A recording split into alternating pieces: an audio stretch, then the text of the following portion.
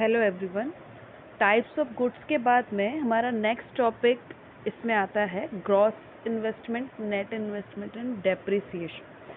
First of all आपको ये समझना है कि व्हाट इज़ इन्वेस्टमेंट। तो इन्वेस्टमेंट क्या है? जब आप अपने पैसे या फिर अपनी अर्निंग्स को इस तरह से अलोकेट करते हैं कि उससे आपको कुछ ना कुछ रिटर्न मिले, कुछ ना कुछ एडिशन हो उसमें, है ना। तो बेसिकली इन्वेस्टमेंट या फिर कैपिटल फॉर्मेशन भी हमने इसको नाम दिया है। तो refers to the addition to the capital stock of an economy. Capital stock मतलब ऐसा स्टॉक है आपकी इकोनॉमी में जो एक लंबे ड्यूरेशन के लिए चलेगा, ठीक है। तो इन्वेस्टमेंट और capital formation refers to the addition to the capital stock of an economy। अब कैपिटल स्टॉक क्या है? जैसे बिल्डिंग वगैरह बन रही है, ब्रिजेस वगैरह बन रहे हैं, तो और बिल्डिंग्स बन गई और ब्रिजेस बन गए, जिससे आपकी कंट्री का डेवलपमेंट हो रहा है, ठीक है। जो एक लॉन्ग ड्यूरेशन तक आपको क्या नाम से फ़ायदा देंगे, बेनिफिट्स देंगे, ठीक है। और जब आप इन चीज़ों में इन्वेस्ट करते हो, पैसा लगाते हो, तो हम इसे इन्वेस्टमेंट कहते हैं, ओके। तो इन्वेस्टमेंट को हम दो फॉर्म्स में देखते हैं। पहला है gross investment and next one is net investment. तो ग्रॉस इन्वेस्टमेंट क्या है? Gross investment is what? Gross investment is what? It is the addition to the stock of capital before making allowance for depreciation। हमने सबने depreciation पढ़ा हुआ है, ठीक है।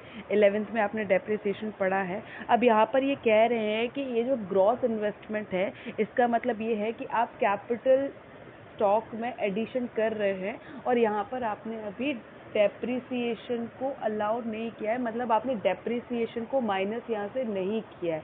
दैट मीन्स इन्वेस्टमेंट जिसमें डेप्रिसिएशन इंक्लूडेड है, दैट इज ग्रॉस इन्वेस्टमेंट, ठीक है।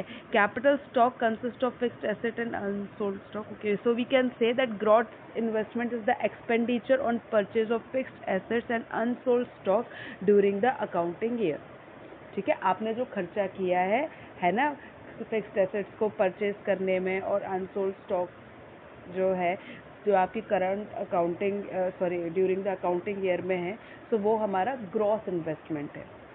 अब हम नेक्स्ट आते हैं, दैट इज नेट इन्वेस्टमेंट। तो actual addition made to the capital stock of economy. Actual addition मतलब क्या हुआ कि भाई मैंने जो एडिशन किया है ना, उसमें से मैंने डेप्रिसिएशन हटा दिया, तो एक्चुअली आपका जो डेप्रिसिएशन है वो तो वही हुआ, क्योंकि डेप्रिसिएशन तो आपको उसमें से हटा देना, ठीक है। तो actual addition made to the capital stock of economy in a given period is termed as net investment.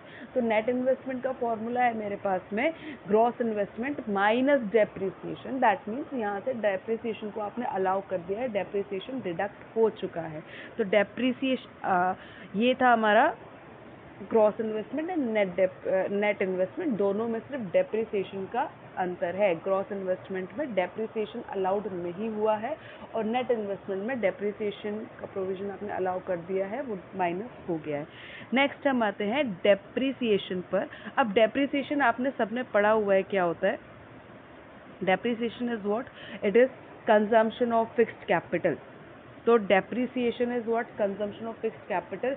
मतलब जो आप फिक्स्ड कैपिटल को कंज्यूम कर रहे हो, उससे कंज्यूम होने से वो उसकी वैल्यू डेप्रिशिएट होती जाती है, दैट इज व्हाट डेप्रिसिएशन। तो depreciation refers to fall in the value of fixed asset. Fixed asset की वैल्यू में गिरावट आना is what depreciation due to normal wear and tear, passage of time, या फिर एक्सपेक्टेड ऑब्सोलेंस। ऑब्सोलेंस का मतलब जो टेक्नोलॉजी टेक्नोलॉजी अपडेशन आता रहता है, ठीक है। अब किसी टेक्नोलॉजी में चेंजेस आए, अब उसकी वजह से जो पहले का जो आपका, जैसे हम फ़ोन लेते हैं, ठीक है ना, कोई अपग्रेड होकर अगर कोई फ़ोन आता है, जो इसके पहले वाला वर्जन होता है वो आउटडेटेड हम बोल देते हैं। तो भाई उसकी जो टेक्नोलॉजी है ना, वो कैसी हो गई है, उसकी जो वैल्यू होती है वो कैसी हो जाती है, कम हो जाती है। इसको भी हम डेप्रिसिएशन में ही गिनते हैं।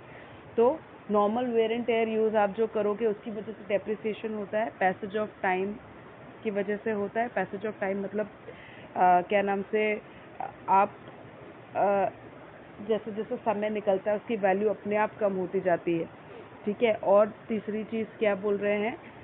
ऑब्सोलेंस की वजह से, एक्सपेक्टेड ऑब्सोलेंस की वजह से, ठीक है।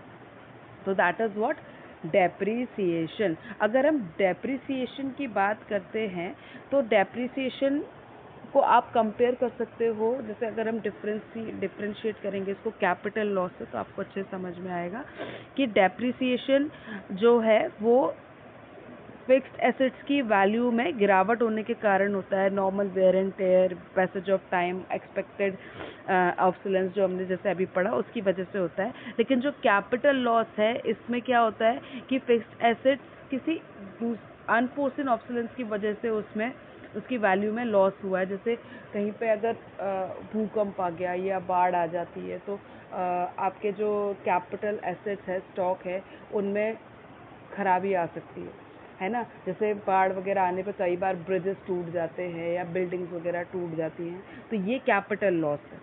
Okay, so that is all about the gross investment, net investment and depreciation. Please stay for the next topic, that is net indirect tax. इसको हम नेक्स्ट क्लिप में देखेंगे। Okay, thank you.